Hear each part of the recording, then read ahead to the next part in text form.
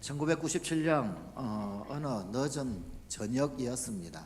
어떤 소년이 길을 가고 있었습니다. 그런데 이 소년은 낮에 있었던 하루의 일을 생각을 하니까 정말 화가 많이 났습니다. 학교에서 선생님께 크게 혼이 났던 겁니다. 그런데 그만 길을 가다 보니까 하필이면 그때 전봇대가 눈에 보이는 겁니다. 잘됐다. 전봇대를 발로 두 번 탁탁 그냥 2단 접차기를 하면서 걷어찼습니다.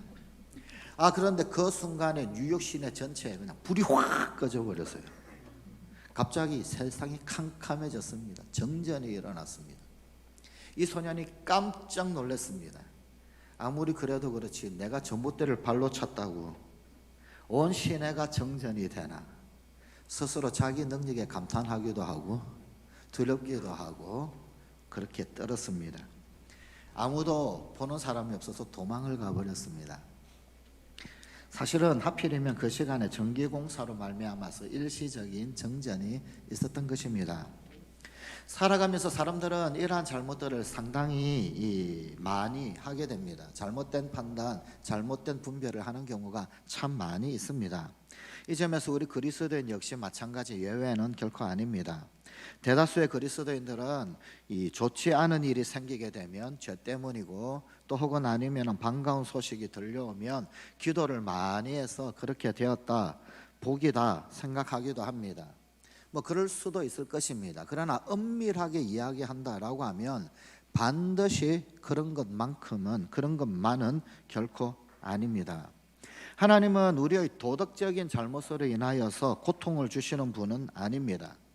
때때로 하나님은 그분은 우리의 믿음을 성장시키기 위해서, 또 우리의 하나님을 바라볼 수 있는 안목을 열어주시기 위해서 혹 우리에게 고통을 허락하시기도 합니다.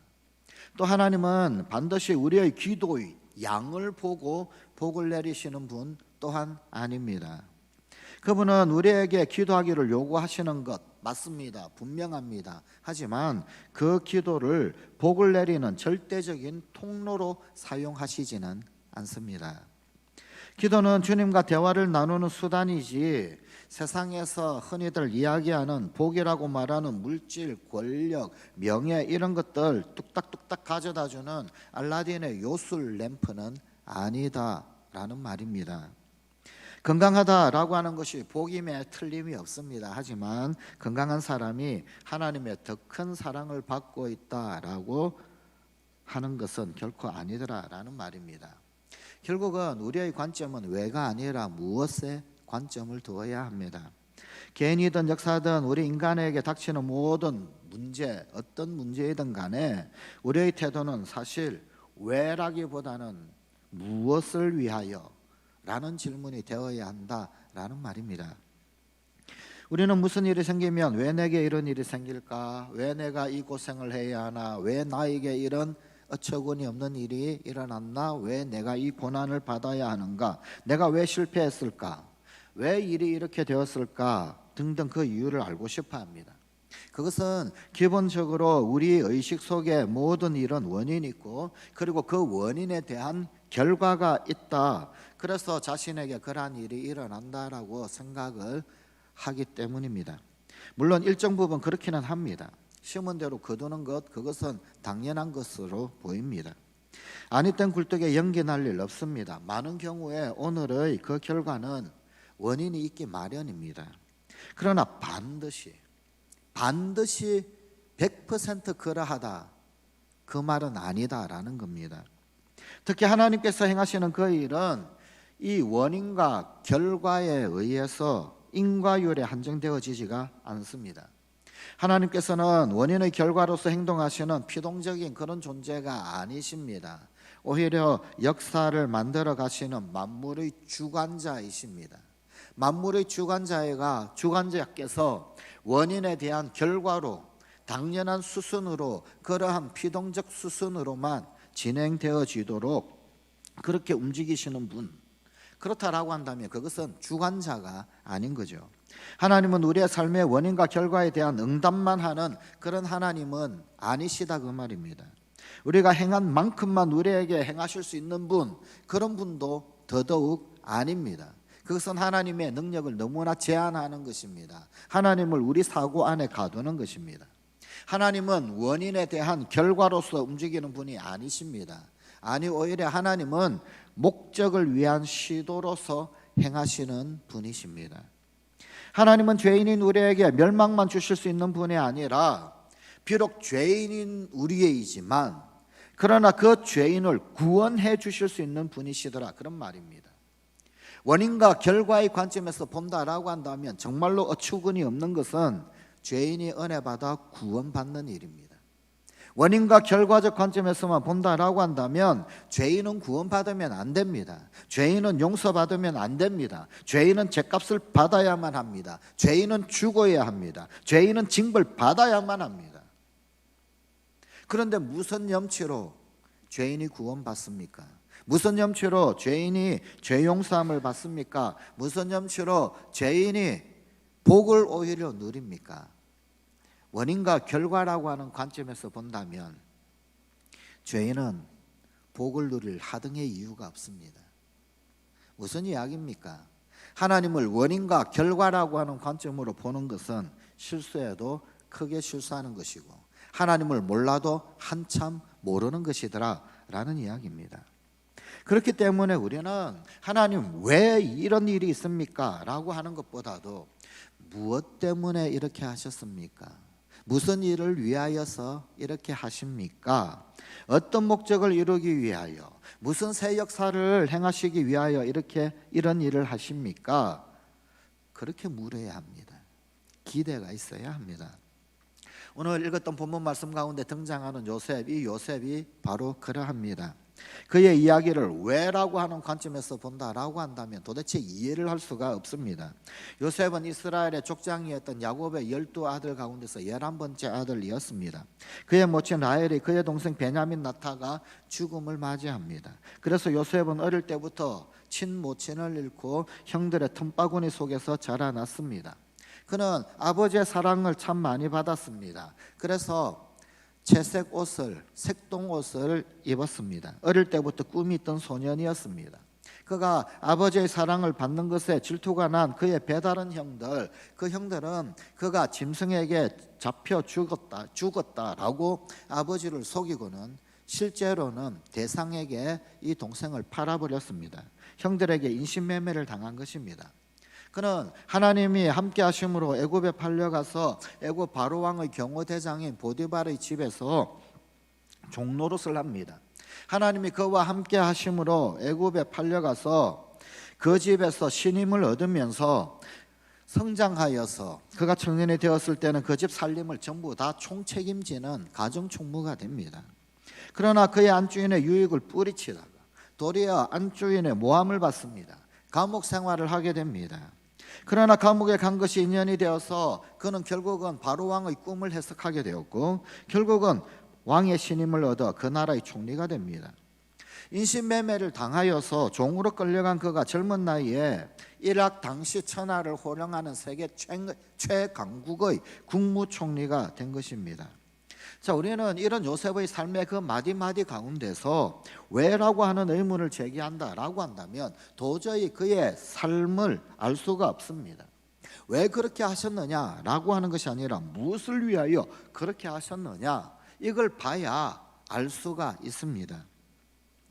아버지의 사랑 받은 것, 그게 도대체 무슨 팔려갈 만한 그런 죄가 됩니까? 그가 형들에게 왜 팔려가고 왜 이방 사람의 종노릇을 해야 합니까? 도대체 그러할 이유가 뭡니까? 왜 그렇습니까? 이유를 따지면 알 수가 없습니다. 사실 딱히 이유를 발견하기도 어렵습니다. 왜 그가 감옥에 가야 했습니까? 왜 그가 그 모진 억울한 모함을 받아야 했습니까? 무슨 잘못을 했길래? 의로웠기 때문에 하나님 앞에서 하나님의 지극하신 시선을 잘 기억을 하고 있었기 때문에, 죄를 짓지 않았기 때문에, 그래서 감옥에 간다. 이게 말이 됩니까? 원인과 결과로서는 요셉의 인생을 풀이할래야 풀이할 수가 없습니다. 그가 왜 그렇게 축복을 받았습니까? 도대체 어떻게 하여 그가 보디발 집에서 그토록 큰 신임을 받아서 히브리 종임에도 불구하고 가정 총무가 될 수 있습니까? 그는 도대체 왜 보디발의 그 아내의 유혹을 이길 수 있었습니까? 감옥에 간 그가 도대체 어떻게 총리가 될 수 있겠습니까? 이 역시 딱히 굳이 왜 그러면서 파고들어도 답이 없습니다. 하나님이 요셉이 천대받아야 할 이유가 있기 때문에 그를 종이 되게 하신 것이 아니기 때문입니다. 그가 국무총리가 될 만큼 그가 아주 훌륭하고 학적으로 혹은 인품적으로 뛰어나기 때문에 그를 그렇게 하신 것도 아닙니다. 요셉에게 이유가 있었던 것이 아닙니다. 하나님께서 행하시고자 하시는 목적을 이루시기 위함입니다. 창세기 45장 8절에는 요셉의 인생에서 가장 중요한 고백이 나옵니다. 그런즉 나를 이리로 보낸 이는 당신들이 아니요 하나님이시라. 하나님이 나를 바로에게 아버지로 삼으시고 그 온 집의 주로 삼으시며 애굽 온 땅의 통치자로 삼으셨나이다. 이 요셉의 고백대로 하나님은 당신의 목적을 이루시기 위하여서 그를 팔려가게 하셨고, 그가 보디발 집에 종이 되게 하셨고, 안주인의 유혹 그리고 안주인의 모함을 받게 하여 감옥에 가게 하셨고, 그가 감옥에 갔기 때문에 총리가 될 수 있게 되었던 것입니다. 더더욱 단순히 그를 총리 대신이 되도록 출세시키기 위해서 하나님이 그렇게 하신 것이 아니라 이미 우리가 알듯이 그것은 온 인류를 구원하시기 위한 엄청난 하나님의 섭리 때문이었습니다. 단지 하나님의 목적을 이루어가는 그 도구, 그 통로로 이 요셉이 쓰임을 받는 것입니다. 결국 그는 애굽에서 60만이 넘는 대민족, 이스라엘 민족 이루게 되어지는데, 또한 모세를 통하여 하나님의 구원 서사를 이루어 가는데, 그리고 또한 메시아가 이 땅 가운데 오실 준비를 하는데 쓰임 받는 통로가 되었던 것입니다. 하나님이 하시는 것입니다. 그래서 우리네 인생의 관점은 철저히 그 주권을 하나님께 두어야 하고, 하나님이 무엇을 하시는가, 하나님이 도대체 무엇을 하시는 그것에 나는 어디 위치에서 무엇을 하고 있는가, 그 관점으로 바라보아야 합니다. 그것이 신본주의적 관점입니다. 원인과 결과를 끊임없이 파고드는 것은 사실은 그 관점이 지독히도 인간적 관점에서 출발을 합니다. 지독히도 인간적 인본주의적 관점에서 출발하기 때문에 끊임없이 원인과 결과를 찾습니다. 하나님의 사람들은 이 시각을 바꾸어야 합니다. 그래야 삶의 해석이 달라집니다. 하나님의 의중이 무엇인지 보게 됩니다. 살아가는 인생관이 달라지게 됩니다. 오늘날 그리스도인이 이 땅 가운데 살아가면서 왜 세상 사람들하고 똑같이 살아갑니까? 왜 세상 사람들하고 별반 차이가 보이지 않습니까? 교회 와서는 하나님 이름을 부르고 예수쟁이처럼 살아갑니다. 그런데 예배당 문만 나서면은 그냥 믿는 사람이나 믿지 않는 사람이나 똑같습니다. 왜 그럴까요? 똑같은 관점, 똑같은 가치관, 똑같은 시각에서 바라보면서 살아가거든요. 그러니 하나님의 경륜을 볼 줄 모릅니다. 하나님께서 목적하신 바가 무엇인지 생각할 줄 모릅니다. 거기에 순종할 줄도 모릅니다.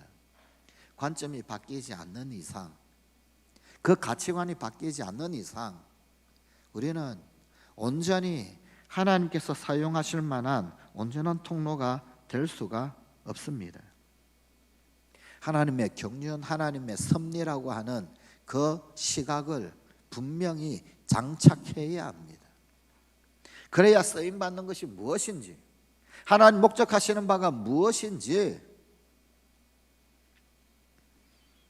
목적에 이끌리는 삶을 온전히 살아갈 수 있게 되는 겁니다.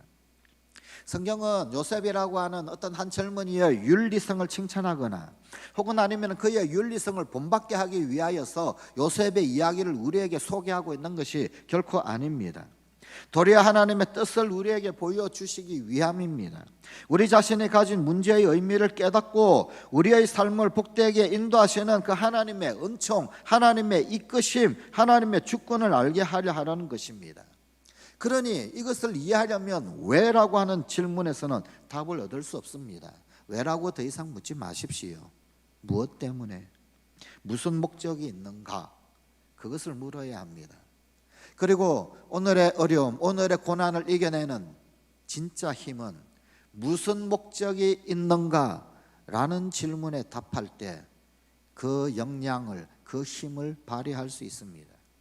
끊임없이 왜라고 하는 질문에 답을 하려고 했으면 좌절할 수밖에 없습니다. 지칠 수밖에 없습니다. 답이 나오지 않습니다. 포기하게 됩니다. 그런 의미에서 우리는 우리가 당하고 있는 오늘 우리 민족의 많은 문제 역시 하나님의 관점에서 바라보고 이해해야 합니다.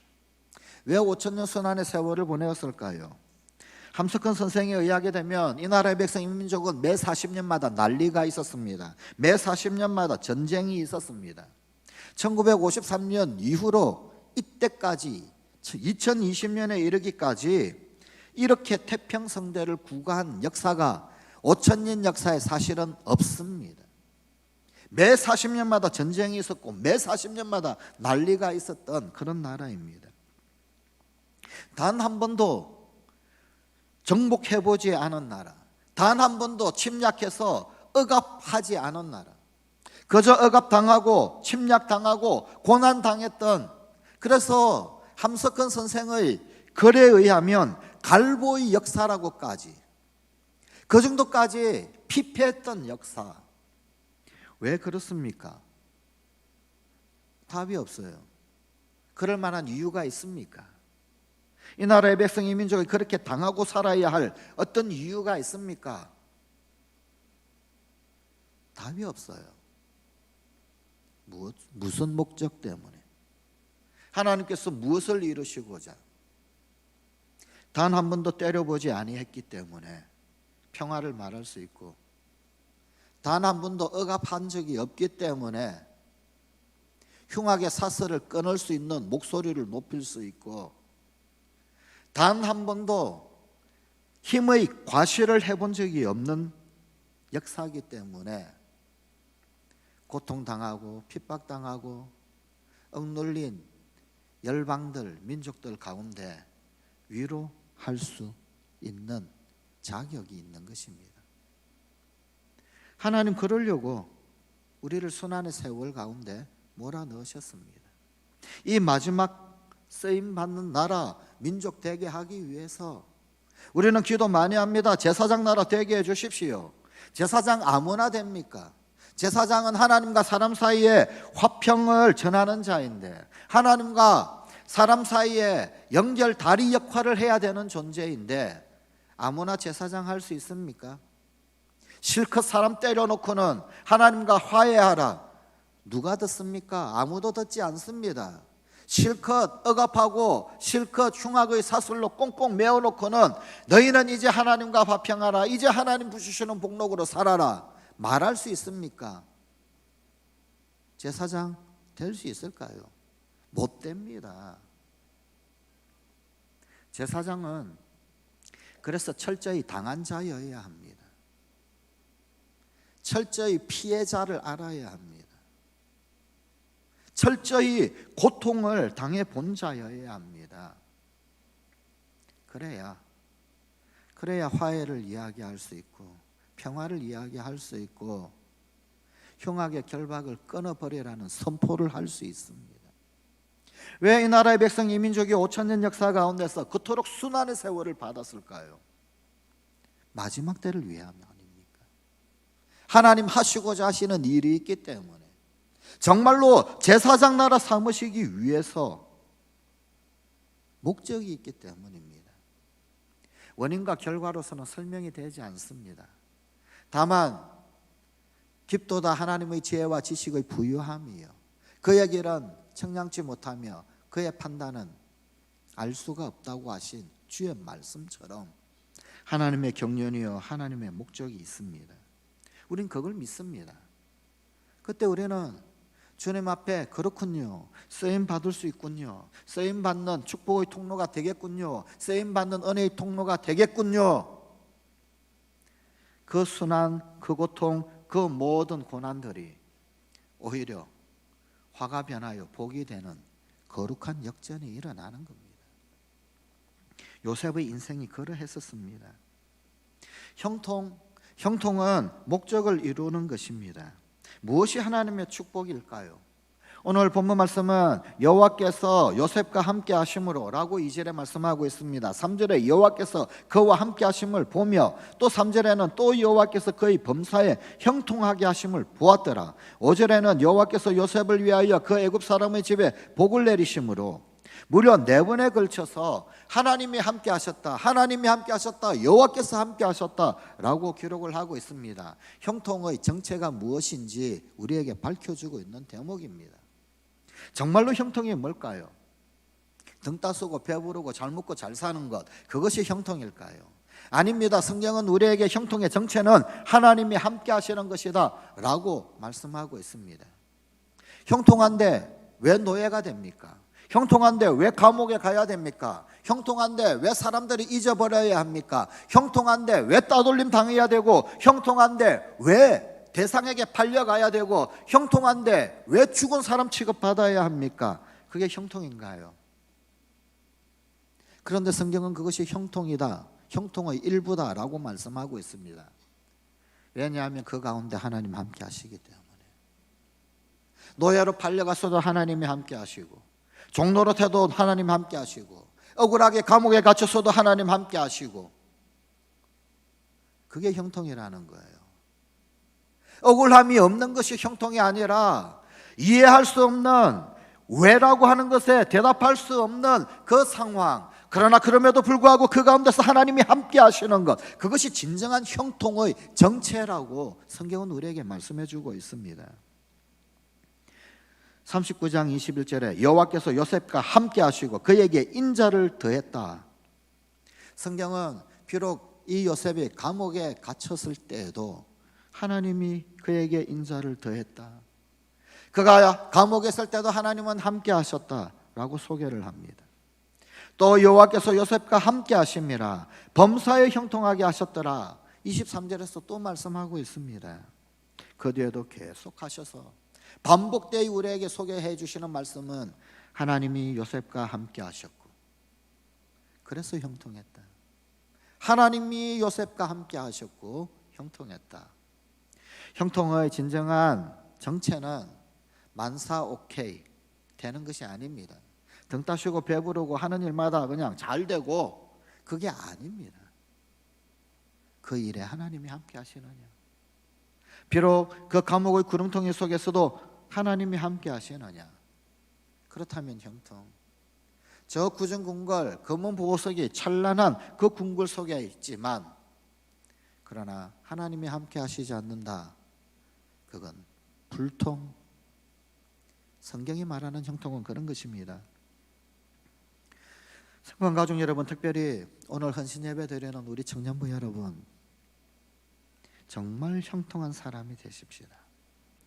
어디로 가든지 하나님께서 함께 하시는 사람, 그 하나님께서 지금도 나와 함께 하시는 사람, 그래야 합니다. 그래야 합니다. 하나님이 함께 하시는 사람은 오늘의 고난이 아무런 문제가 되지 않습니다. 극복하고도 남습니다. 이기고도 남습니다. 하나님이 함께 하시는 사람이 성장합니다. 하나님이 함께 하시는 사람이 성숙합니다. 하나님이 함께 하시는 사람이 장애물을 뛰어넘습니다. 하나님이 함께 하시는 사람이 구덩이에서 일어나 나라의 재상이 됩니다. 하나님 함께 하시는 것, 그것이 진정한 축복이요, 그것이 진정한 형통입니다. 많은 사람들이 형통하다라고 하는 것, 매일 좋은 것만, 혹은 아니면은 아무런 어려운 일 당하지 않는 것, 그것이라고만 생각합니다. 예수 믿으면 복 받기도 하고 병 낫기도 하고 사업 잘 되기도 합니다만 반드시 그런 것은 아닙니다. 예수 믿는 이들 어려움 당할 수 있습니다. 실패할 수 있습니다.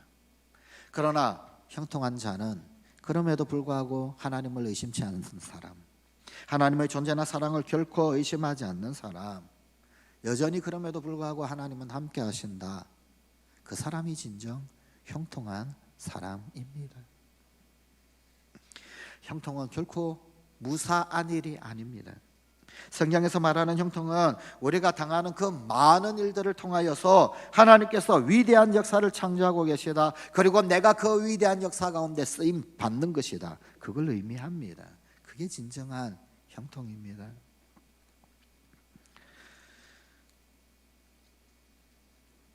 신앙생활을 갓 시작한 어떤 사람이 있었습니다.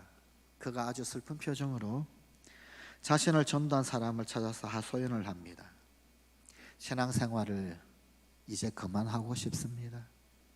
신앙생활을 시작하고 난 이후부터 고통스러운 일이 훨씬 더 많아졌습니다. 그러니까 전도자가 그 새신자의 손을 꼭 잡아주었습니다.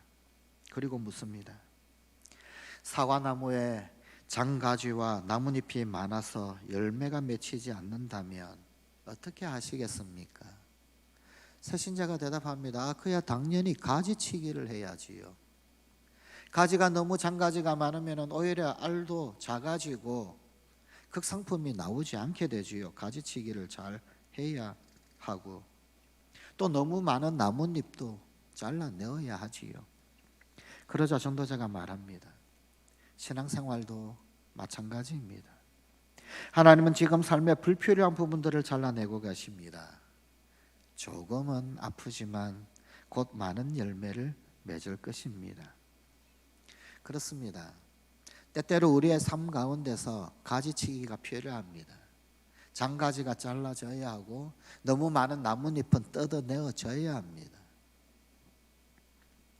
고난을 극복하면 결국은 탐스러운 보람의 열매가 맺힌다 그 말입니다.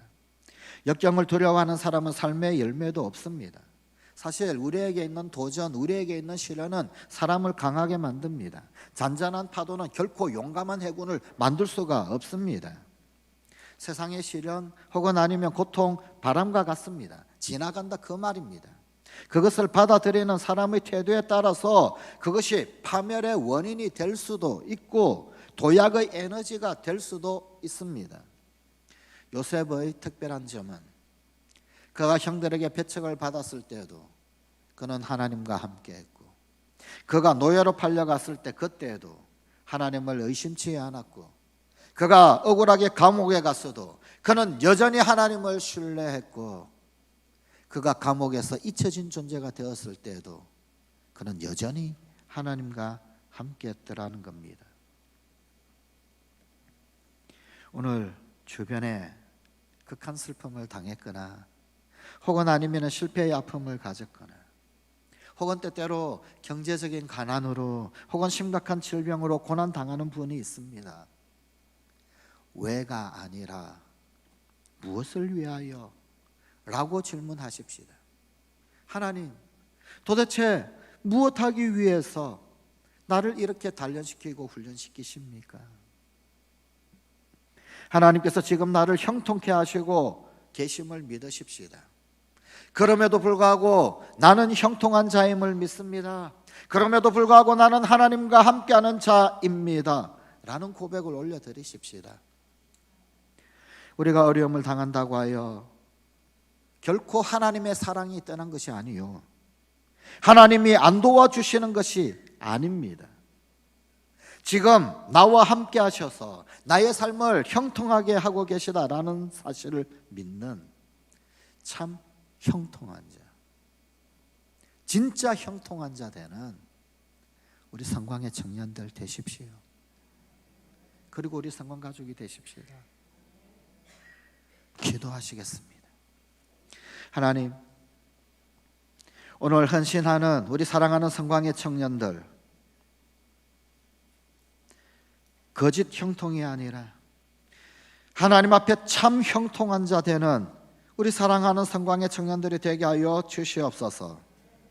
어려움 당한다 하여 하나님의 사랑이 떠난 것이 아니며 하나님이 안 도와주시는 것이 아니라는 사실을 분명히 알게 하여 주시옵소서. 아니, 가장 처량한 그 구덩이 깊숙한 흑암 가운데 빠져있는 그 순간, 그러나 지금 여전히 나와 함께 하시고 여전히 나의 삶을 형통하게 만들어 가시는 신실하신 하나님을 의지하고 동행하는 가짜가 아닌 참 형통한 자 되는 우리 사랑하는 성광 가족들, 특별히 우리 사랑하는 성광의 청년들이 되게 하여 주시옵소서. 우리 주 예수님 이름으로 기도드리옵나이다. 아멘.